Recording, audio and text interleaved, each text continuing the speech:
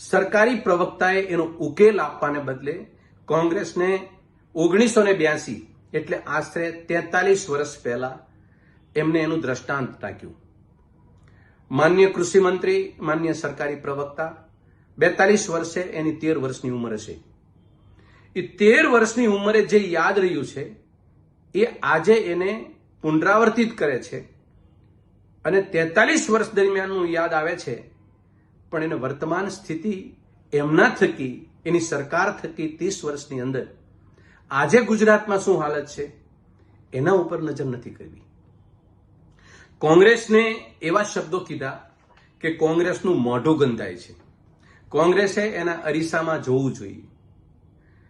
આ અસંસદીય અને એમને શોભા દેતા શબ્દો નથી।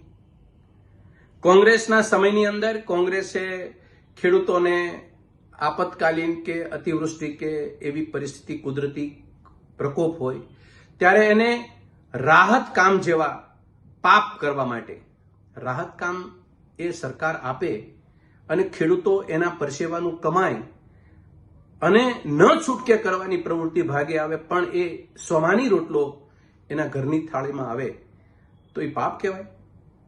ખેડૂતોને